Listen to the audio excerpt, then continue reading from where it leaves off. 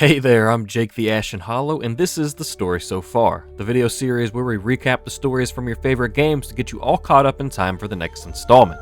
In this video, we'll be going over the equally heartbreaking and heartwarming story of Ori and the Blind Forest, as its sequel Ori and the Will of the Wisps comes out in a few weeks.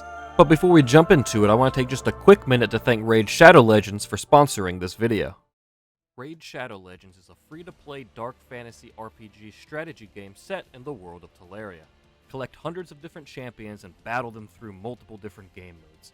Play through a fully voiced campaign and explore the story of Teleria further. Fight in the arena against other players in high-stakes PvP battles and see how high you can progress your rank. Take your party through dangerous dungeons to loot powerful artifacts from monstrous bosses to make your champions even stronger. Head to the portal to summon more champions of varying rarities to recruit to your party, or to sacrifice to make your other champions grow in level. Raid is an extremely popular mobile game, and there's a reason so many people are playing and talking about it. But you don't just have to play on your phone anymore. Now you can play Raid Shadow Legends on your PC. And now the much anticipated Battle Pass is live with Season 1. Gain levels to progress through a list of rewards including energy, gems, artifact sets, and epic and legendary champions, and unlock the Gold Season Pass for even more rewards. New players can follow the link in the description within the next 30 days and receive 100,000 silver, 50 gems, an energy refill, and the free Adjudicator champion. And once you do, you can find any rewards you get waiting in your inbox. So what are you waiting for? Sign up to play Raid Shadow Legends today. Alright folks, be sure to have your tissues prepared, as Ori and the Blind Forest may invite unwanted onion-cutting ninjas into your home. Our story begins in the forest of Nibel on the night of a great storm. Within this storm, we see a large tree known as the Spear Tree, the protector and bringer of balance to the forest. A fierce wind rips a single leaf from the tree, and we watch as this leaf floats through the wind and past a creature named Naru. As the leaf lands in some nearby foliage, we see Ori, a white spirit guardian, is born.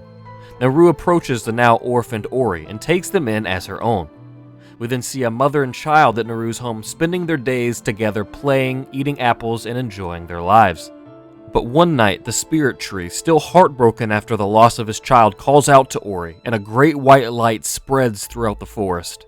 Unknowing of what this approaching light is, Naru rushes Ori into the safety of their home.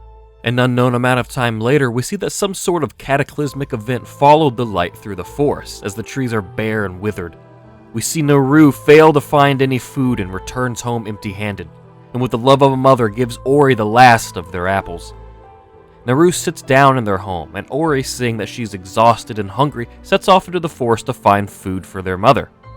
Ori is successful in finding more apples, but when they return, we see that Naru has died of starvation. Ori desperately tries to wake their unmoving mother from her cold sleep, but is unable to. Heartbroken, they curl up on their mother one last time to sleep. Orphaned once more, and with no reason to stay, Ori sets out from their home and into the withering forest. After wandering and wandering, we see Ori become weak and tired as they struggled through the woods, and their hope fades entirely as they collapse. And with that, Ori draws their last breath. As Ori dies, bright lights begin to appear around them, and reveals that they are just short of the Spirit Tree. Sensing Ori's death, the Spirit Tree uses the very last of his light and strength to bring Ori back to life. Soon after, in the sunken glades, Ori meets a globular light named Sign. Sign is the eyes of the Spirit Tree, as well as the source of its light, and becomes Ori's guardian, as they both decide that they need to make it to the Spirit Tree together. Once the pair arrive at the tree, Ori learns about what set off the cataclysmic event that left the forest blind without its light. During the light ceremony performed by the Spirit Tree to call Ori back home, the tree and Ori's kin were attacked by a giant owl named Kuro. The owl ripped Sign from the Spirit Tree's branches, and in doing so disrupted the balance kept by the three elements of light. This set off a chain of events that brought the forest to the state it's in.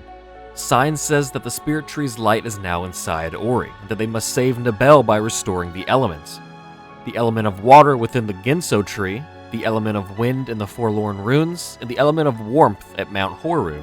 Ori and Sign waste no time and set off to restore the light to their home. While at the Ginso Tree, Ori runs into a creature named Gumo of the Gumon race that fell corrupted when the light faded, as Gumo steals the water vein, which Ori will need to restore the element. After chasing Gumo and avoiding his traps, Ori finally catches up to him after he falls victim to one of his own traps, pinned beneath a pile of stone. But in an act of kindness, Ori frees Gumo from underneath the rocks, and in doing so, restores his hope. At the top of the Ginso tree, Ori and Sign finally restore the element of water and head off to the Forlorn Ruins next. Within these ruins are seen the Gumon, who were frozen by the winds when the loss of light left the element unbalanced. In it, Ori finds the Light Vessel, an artifact created by these crafty Gumon to help them make their way to the element of wind. Upon reaching the element, we see Gumo listening in on Ori and Sign, as they talk about restoring the element in honor of the fallen Gumon here. Another act of kindness. This one, however, would prompt Gumo to take the Light Vessel from his home and return it to Ori's old home. With the element of the wind restored, it sends Ori flying through the sky, and they wind up finding themselves in Kuro's nest, where a lone egg is left. It's here that Ori learns the reason why Kuro attacked the spirit tree. We see a flashback to the night of the light ceremony, when the spirit tree sent a great white light through the forest to call Ori home. Through the intensity of this light, 3 of Kuro's already hatched chicks were consumed. This sent Kuro into a spiral of grief and rage, and she attacked the spirit tree and ripped Sign and the light from its branches for killing her children. As the flashback ends, Kuro appears and chases them from her nest. Ori and Sign then head to Mount Horu to restore the final element. It's also then that we see Gumo with the light vessel in Ori's old home, using the light within it to bring Naru back to life to repay the kindness Ori had shown him. Naru, longing only to see her child again, sets off with Gumo towards the mountain to find Ori. Within the mountain, the element of warmth is finally restored, but just as it is, Kuro confronts Ori and Sign, and they are again forced to flee from the enraged owl amidst the now burning forest. Ori races towards the spirit tree to bring Sign back to it and restore the light. Just as they're nearly there, Kuro catches up and knocks Ori unconscious, but before Kuro can land the killing blow, Naru arrives. Naru picks up her wounded child and pleads with Kuro for her child's life. This act of a mother's love snaps Kuro out of her rage long enough for her to see the fire about to consume her last and only child, still unhatched in its egg. In an act of desperation, and to put an end to this madness once and for all, she snatches up Sign and flaps her mighty wings quickly towards the spirit tree and returns Sign to it, restoring the light and balance to the forest. But in doing so, the same light that took her children also consumes her. A final sacrifice to calm the forest and save her last child. As the spirit tree restores the balance to the grand forest of Nibel, Ori stays with the tree and watches as other spirit guardians fall from its branches and are birthed into this world. We then see Naru return to her home where she has brought Kuro's last egg to keep safe. And just as we fade to black, the egg begins to hatch.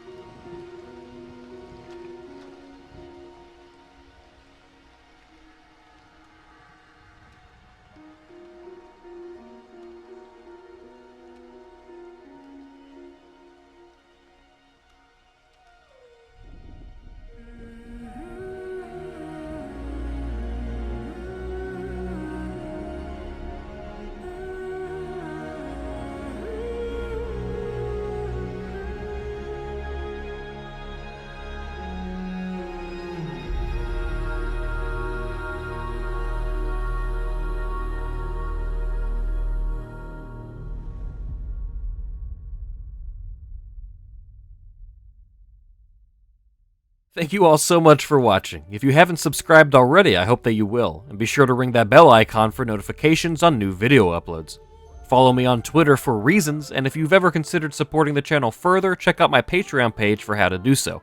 Links can be found on the screen or in the description below. Thanks again, everyone. Peace out!